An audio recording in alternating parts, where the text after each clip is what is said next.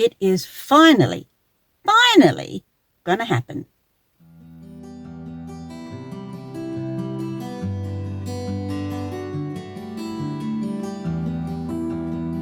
Firstly, welcome back to the channel and to my double-headed challenge this year, where I am trying to find 200 Australian birds and 100 birds within my local government area, which is called the Tatiara. Now, for a while, I've been promising you a catch-up video where I can show you lots of Australian birds that I have seen in lots of places, but I just haven't got round to showing you yet.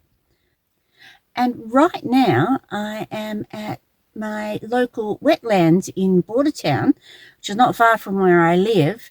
I'm going on the hunt for an Australian shoveler, which has been seen in these ponds here. It's a species that we see here most years, but I haven't caught it on camera yet. So while I go to look for that, let's catch up on some of the other birds that we haven't seen yet. If you're wondering why this is a black bird rather than a grey one, it's a subspecies called Melanoptera. The white edge to the tail and their yellow eyes make them easy to differentiate from either little or Australian ravens, which are also big and black.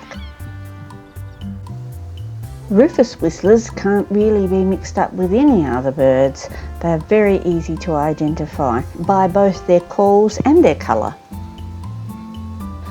You can see on this male where the rufous comes from. This stripy one is a female.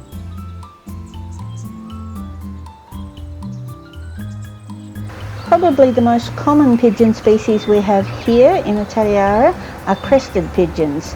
They've moved quite happily into towns and cities.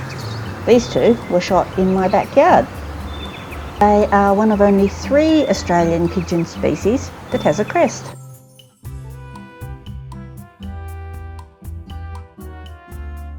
I was quite surprised to see this young peregrine falcon. They're not common here, so it was absolutely great to be able to put it on the list. These photos were taken from quite a distance and are pretty heavily cropped. I love scrub robins. They're very vocal and they're very confiding. They're a bit bigger than other robin species, and if they feel threatened, they'll often run under a thick bush rather than fly away. A tiny but very loud bird is the spotted pardalote. Have a look at the spotty patterns on the back of this bird. They're just gorgeous. White-headed stilts used to be called black-winged stilts, but they were split off fairly recently. You can see why they're called stilts. Just have a look at those absurdly long legs. They're mostly found on freshwater wetlands. We don't often see them locally, so they're not on the Tatiara list. Well, at least not yet. I haven't given up hope.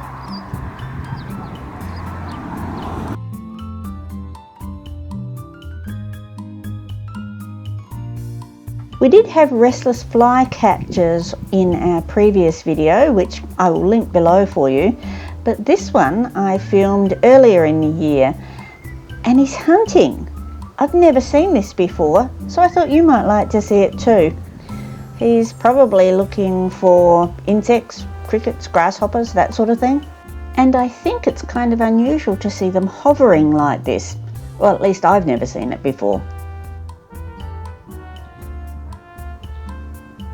We've also seen white-faced herons before. They were on the list early in the year, but now it's nice to add them to the Tatiara list.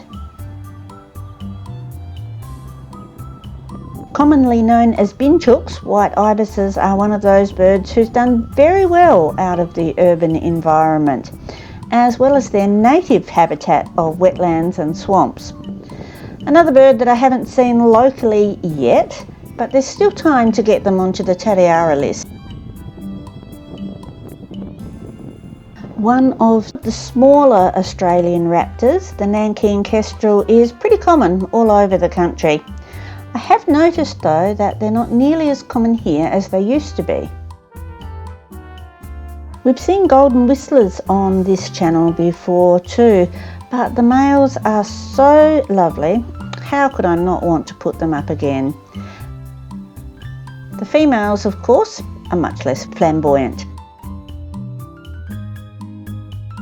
Flamboyant certainly describes the male mistletoe bird.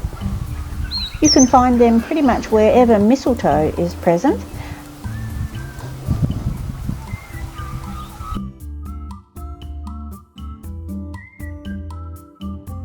Another bird that you don't see very often in the Tatiara is the blue-winged parrots. It's very nice to capture these images on one of the back roads and add them to the Tatiara list. They are spectacular looking birds. You might notice the female bird on the right is slightly duller than the male bird on the left. To finish off the video, an alien, the common starling, was introduced into Australia around 1860 and it's now a pest in many areas. We get huge flocks of them locally, especially around the cropping area and the towns. Less common to see them in the forests or the scrub or around the woodland areas. And spoiler alert, no shoveler yet, but I'm still looking. So until next time, happy birding.